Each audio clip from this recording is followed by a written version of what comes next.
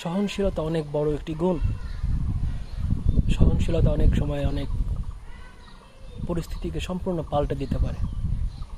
একটা অস্থিরতার সৃষ্টিকারী ঘটনার হয়েছে, এমন কোনো অস্থিরতা উদ্রেককারী ঘটনা ঘটেছে যে আমি যদি অস্থির হয়ে যাই বা আমি যদি একটা আচরণ করে বসে, পরিস্থিতি যুদ্ধের মতো অবস্থায় চলে যেতে পারে। সহ্য করলাম, পরে আলাপ আলোচনায় সমাধান করে নিলাম, এটাই বেস্ট ওয়ে। কিন্তু আমাদের সমাজ জীবনে চলতে গেলে বাস্তবতাটা একটু আলাদা। আমাদের সমাজে চলতে গেলে মাঝে মাঝে আমরা এমন কিছু মানুষের সামনে পড়ে যাই যার দিনের শুরুতেই সে প্রতিজ্ঞা করেছে যে সারা দিন সে ঝামেলা করবে। এটা তার একটা বিশেষ শখ, মানুষের সঙ্গে ঝামেলা করে, এটা সে গর্ববোধ করে, এটা তার একটা কাজ, সিক মেন্টালিটি। এবং এই ধরনের সিক মেন্টালিটির মানুষগুলো অনেক ক্ষেত্রে তাদের কাছে যে সহনশীলতার পরিচয় যদি দেওয়া হয়, বারবার নমনীয় হতে হয়, তখন সে মনে করে যে আমি একটা বিশাল কিছু, আমার সামনে কেউ কথা বলে না, আমার কথার উপর কেউ কথা বলতে পারে না, আমি একটা বড় কিছু একটা হয়ে গেছি। তখন দিন দিন তার অধ্যত্বের সীমা বেড়ে যায়। সে একের পর এক কথা বলতে থাকে, অপ্রাসঙ্গিক কথা, বিব্রতকর কথা, এবং কি বলা যায়, এমন কিছু কথা যা আসলে ঠিক আমার সঙ্গে বা আমাদের অনেকের সাথে যায় না। এক্ষেত্রে হয় কি, যদি আমরা জোর করে চুপ করে থাকি, আমি যতই নিজেকে বোঝাচ্ছি আমি সহনশীল, কিন্তু ওর আচরণ, ও উৎসাহ পাচ্ছে যে আমি কিছু একটা হয়ে গেছি। এক্ষেত্রে সমাজকে নোংরামি মুক্ত করতে এবং ওর হাত থেকে বাঁচাতে এখানে পদক্ষেপ নেওয়া দরকার। এছাড়াও আমাদের সমাজে, আমাদের জীবনে এমন কিছু পরিস্থিতির মধ্যে আমরা পড়ে যাই যে অনুরোধে ঢেকে গেলার মতো। এমন কিছু সময় আসে যে কিছু বলতে ইচ্ছা করছে, কিন্তু বলছি না, সম্পর্ক রক্ষার্থে বলছি না।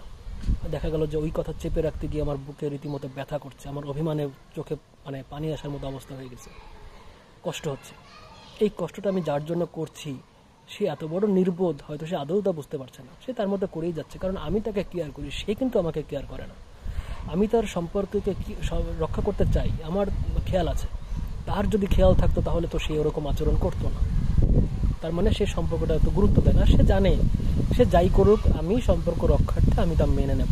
বারবার এরকম করাতে সে ভেবেই নিছে যে কখনোই তার বিরুদ্ধে কিছু বলা হবে না। এটা তাকে রীতিমতো দিন দিন অধ্যত্বের শেষ সীমানায় নিয়ে যাচ্ছে। এক্ষেত্রে তাকে প্রতিহত করা, তাকে একটা মেসেজ পাঠানো জরুরি যে প্রয়োজনে তোমার বিপক্ষে আমি যাব, প্রয়োজনে সম্পর্ক আমি শেষ করে দেব। এক্ষেত্রে অনেক কিছু করা যায়। সর্বপ্রথম হচ্ছে কথা দিয়ে আঘাত করা যায়। কথার আঘাত অনেক বড় আঘাত, মানুষ অ্যাভেলেবেল এটা ব্যবহার করে, কিন্তু আমি করি না, তাই আমি এর ক্ষমতাটা জানি না। মানুষকে কথা দিয়ে তাকে 7 দিন তারকে ঘরে ঘুম পাড়িয়ে রাখা যায়। প্রথমে যদি সে একান্ত সহনশীলতার পথে সে না যায়, যদি যুদ্ধ অনিবার্য হয়, যেখানে গীতায় যুদ্ধ অনিবার্য ছিল, আমাদের নবী হযরত মুহাম্মদ সাল্লাল্লাহু আলাইহি ওয়াসাল্লামের যুদ্ধকে বাদ দিতে পারেননি, করা লাগছে, করতে হয়েছে, যুগে যুগে সবার করা লাগছে। যতদিন ন্যায় থাকবে অন্যায় থাকবে, এবং ন্যায় অন্যায়ের যুদ্ধ হবেই।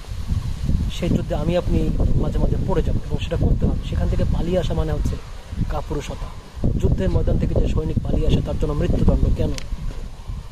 কারণ যুদ্ধটা এখন অবশ্যম্ভাবী ছিল। সে কাপুরুষের বেঁচে থাকার অধিকার নেই। আমার মধ্যে যে কাপুরুষতাগুলো আছে তার বেঁচে থাকার কোনো অধিকার নেই। যে আমাকে কথা বলতে বাধা দেয়, আমার শরীরের যে কোষগুলো, যে হরমোনগুলো, ওই হরমোনগুলোর বেঁচে থাকার কোনো অধিকার নেই।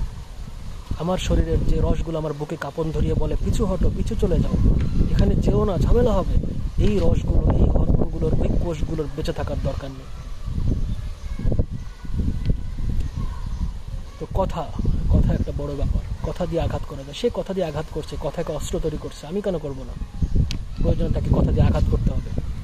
কথার প্রত্যেকটা অক্ষরের উচ্চারণ হবে স্পষ্ট, কথা হবে বুক সোজা করে, কথা হবে চোখে চোখ রেখে, যাতে সে বুঝতে পারে কোনোভাবেই আমি দ্বিধাগ্রস্ত না। দ্বিধাগ্রস্ত মানুষ এদিক ওদিকে তাকিয়ে কথা বলে, তার বডি ল্যাঙ্গুয়েজ বাঁকা থাকে, বডি ল্যাঙ্গুয়েজে তার দ্বিধা স্পষ্ট হয়, তাই অস্পষ্টভাবে কোনো মেসেজ দেওয়া যাবে না। তাকে একটা স্পষ্ট মেসেজ পাঠাতে হবে যে তোমার বিরুদ্ধে আমি কথা বলি, আর এই সাহসটা একজন মানুষ তখনই পাবে যখন জীবনের চরম স্বাভাবিক সত্য মৃত্যু, শারীরিক ক্ষয় সে মেনে নেবে। শারীরিক আঘাত যদি সে মেনে নেয় যে আমি আঘাতপ্রাপ্ত হতে পারি, আমি মরে যেতে পারি, মৃত্যু তো সার্বক্ষণিক আছে আমার সাথে, মৃত্যু সর্বব্যাপী, সাগরের অতল গহ্বর থেকে মহাকাশ পর্যন্ত এমন কোনো জায়গা নেই যেখানে মৃত্যু নেই, এবং এটা আমার সঙ্গে সব সময় আছে। এই যে আমার হার্ট, যখন তখন থেমে যেতে পারে, আমি মারা যেতে পারি, আমি মশার কামড়েও মারা যেতে পারি, মানুষের গুলি খেয়েও মারা যেতে পারি। কাকে ভয় করব? কেন ভয় করব? সমীহ করা যেতে পারে, যে সম্মান পাওয়ার যোগ্য তাকে সম্মান করা যেতে পারে, কিন্তু অবশ্যই অন্যায়কে ভয় নয়, অন্যায়কে সহ্য করা নয়, যেটা প্রতিদিন বাড়ছে। আগুন বাড়লে তাকে নিভাতে হবে। নিয়ন্ত্রিত আগুন ভালো, রান্না করা যায়, অনিয়ন্ত্রিত আগুন সবকিছু জ্বালিয়ে দেয়, তাকে দমন করতে হবে, প্রয়োজন আত্মত্যাগ করতে হবে, শরীর মন সবকিছু ত্যাগ করতে হবে। এটা যদি করতে না পারা যায় তাহলে ধরে নাও যে তুমি একটা কাপুরুষ, জীবন যুদ্ধের জন্য তুমি উপযুক্ত নও, তোমার বেঁচে থাকার অধিকারই নেই।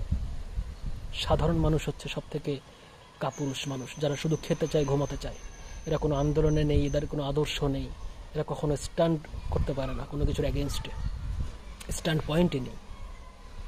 এরা শুধু খেতে চায়, ঘুমাতে চায়, এই আমি খাবো দাদা, এই। মানুষকে কথা দিয়ে আঘাত করা যায়। নিজেকে ন্যায়ের পথে রাখলে মানব সম্পদ বড় সম্পদ। যার প্রচুর মানব সম্পদ আছে, মানুষ ধরতে জানে, সে তার কখনো সমস্যা হয় না। প্রয়োজনে মানুষ নিয়ে তাকে তার পেছনে লাগতে হবে। সে এতদিন লেগেছে, কেউ কোনো বাধা পায়নি, সেই মনে করেছে আমি তো বেপরোয়া, আমি কারো পরোয়া করি না। তাকে বোঝাতে হবে না তোমার পরোয়া করার জায়গা আছে, তাকে আঘাত করে তাকে বোঝাতে হবে তুমিও ব্যথা পাও। যে আঘাত করে, অন্যকে আঘাত করে, সে মনে করে আঘাত শুধু সে পায়, আমাকে ভয় পায়। তাকে পাল্টা আঘাত করে বোঝাতে হবে আঘাত তুমিও পাও। আর মানুষের উপর সিম্প্যাথি, অতিরিক্ত ভালোবাসা, এটা আমাদের দুর্বলতার প্রতীক, দুর্বলতার কারণ। আমি যার উপর সিম্প্যাথি করছি, আসলে সে সিম্প্যাথি পাওয়ার যোগ্য কিনা এটাও বুঝতে হবে। সবাই সিম্প্যাথি পাওয়ার যোগ্য না। হিটলার কি সিম্প্যাথি পাওয়ার যোগ্য না? যুদ্ধ অবশ্যম্ভাবী, যুদ্ধকে বাদ দেওয়া যায় না। যে বলে যুদ্ধকে বাদ দেওয়া যায় সে বোকার স্বর্গে আছে।